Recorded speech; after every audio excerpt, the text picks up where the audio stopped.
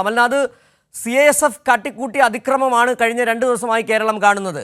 ഒരു യുവാവിനെ കാറിടിച്ച് കൊലപ്പെടുത്തിയതിന് ശേഷവും അവർക്കെതിരെ നിരവധി പരാതികൾ വരുന്നുണ്ടായിരുന്നു.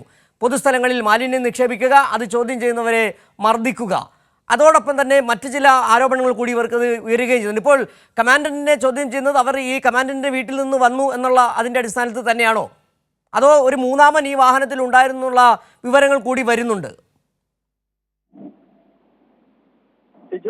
ഈ ഒരു അപകടം നടക്കുന്ന സാഹചര്യത്തിൽ ഈ CISF ഉദ്യോഗസ്ഥർ രണ്ടുപേരും ഈ കമാൻഡന്റിന്റെ വീട്ടിൽ നിന്ന് വരുമ്പോഴായിരുന്നു എന്ന രീതിയിലുള്ള ഒരു മൊഴിയാണ് ആദ്യഘട്ടത്തിൽ ലഭിച്ചിരുന്നത്. ഈ വിനയ്കുമാർ ദാസ് ഒപ്പം തന്നെ മോഹൻകുമാർ, ഇവരെ രണ്ടുപേരുടെയും മൊഴി ആദ്യഘട്ടത്തിൽ രേഖപ്പെടുത്തുമ്പോൾ അവർ ഇത്തരത്തിലുള്ള ഒരു മൊഴിയായിരുന്നു നൽകിയിട്ടുണ്ടായിരുന്നത്. ഇതിന്റെ അടിസ്ഥാനത്തിലാണ് ഈ CISF കമാൻഡിനെ ചോദ്യം ചെയ്യാനുള്ള നീക്കത്തിലേക്ക് നിലവിൽ അന്വേഷണ സംഘം നീങ്ങിയിരിക്കുന്നത്. അതേസമയം തന്നെ ഇവർക്കും ഉന്നതരുടെ സഹായം ലഭിച്ചിട്ടുണ്ടോ എന്ന ഒരു സംശയം കൂടിയുണ്ട്. അതിന്റെ പ്രധാന കാരണം ഇത്തരത്തിൽ ഈ ഒരു കൊലപാതകം നടക്കുന്നു. അതിന്റെ പിറ്റേ ദിവസം ഈ CISF ഉദ്യോഗസ്ഥരിൽ ഒരാൾ ഒന്നും അറിയാത്ത രീതിയിൽ ഓഫീസിലേക്ക് എത്തിയ ഒരു സാഹചര്യം കൂടിയിട്ടുണ്ടായിരുന്നു. എന്ത് ധൈര്യത്തിന്റെ അടിസ്ഥാനത്തിലാണ് അദ്ദേഹം അത്തരത്തിൽ ഓഫീസിൽ പിറ്റേ ദിവസം എത്തി എന്നതും വലിയ ാണ്. അതിനാൽ തന്നെ ഉന്നതരുടെ സഹായം ഇവർക്ക് ലഭിച്ചിട്ടുണ്ടോ എന്ന ഒരു സംശയം നിലനിൽക്കുന്നു. ഇതിന്റെ അടിസ്ഥാനത്തിലാണ് അമൽനാഥ് നേരത്തെ ചോദിച്ചതുപോലെ, അതായത് ഈ അപകടം നടക്കുമ്പോൾ ഈ യുവാവിനെ കൊലപ്പെടുത്തുന്ന സമയത്ത് ഈ വാഹനത്തിൽ മൂന്നാമതൊരാൾ ഉണ്ടായിരുന്നു എന്നുള്ള വിവരങ്ങൾ പുറത്തു വരുന്നുണ്ട്. സ്ഥിരീകരിക്കാനാകുന്നു എന്നുള്ളത് പരിശോധിക്കേണ്ട പോലീസ് അന്വേഷണം നടത്തുന്നുണ്ടാകും. ഈ മൂന്നാമൻ ആരെന്നുള്ള ചോദ്യം അങ്ങനെ ഉണ്ടെങ്കിൽ ആ മൂന്നാമനെ കണ്ടെത്തേണ്ടതുണ്ട്. ഇപ്പോൾ പുറത്തു വരുന്നതനുസരിച്ച് കമാൻഡന്റിന്റെ വീട്ടിൽ നിന്നാണ് ഇവർ വന്നതെന്നാണ്. മൂന്നാമൻ കമാൻഡന്റ് ആയിരുന്നോ എന്നുള്ള ചോദ്യം കൂടി ഉയരുന്നുണ്ട്.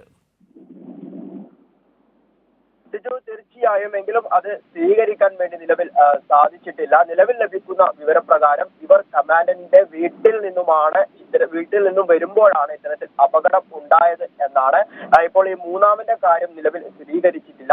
ഇത്തരത്തിൽ ഇദ്ദേഹത്തിന്റെ വീട്ടിൽ നിന്ന് വരുന്ന സാഹചര്യത്തിൽ അപകടം ഉണ്ടായി. അതിന്റെ അടിസ്ഥാനത്തിലാണ് ഇദ്ദേഹത്തെ ചോദ്യം ചെയ്യുവാൻ വേണ്ടി പോകുന്നത്. അതോടൊപ്പം തന്നെ ഇദ്ദേഹത്തിന്റെ സഹായം ഈ 2 ഉദ്യോഗസ്ഥർക്കും ലഭിച്ചിട്ടുണ്ടോ എന്ന ഒരു സംശയം കൂടി ഉണ്ട്. അതിന്റെ ഒക്കെ അടിസ്ഥാനത്തിലാണ് ഈ CISF കമാൻഡന്റിനെ ചോദ്യം ചെയ്യുക എന്ന നടപടിയിലേക്ക് നിലവിൽ അന്വേഷണ സംഘം എത്തിയിരിക്കുന്നത്. അതേസമയം തന്നെ നാളെ ഇതുമായി ബന്ധപ്പെട്ട് കസ്റ്റഡി അപേക്ഷ അന്വേഷണ സംഘം സമർപ്പിക്കുവാൻ വേണ്ടി നീങ്ങുന്നുണ്ട്. അത്തരത്തിൽ കസ്റ്റഡി ലഭിക്കുകയാണെങ്കിൽ കൂടുതൽ ചോദ്യം ചെയ്യൽ അടക്കം ഉണ്ടാകും. അങ്ങനെയെങ്കിൽ ഈ ഒരു കേസുമായി ബന്ധപ്പെട്ട് കൂടുതൽ വ്യക്തതകളിലേക്ക്.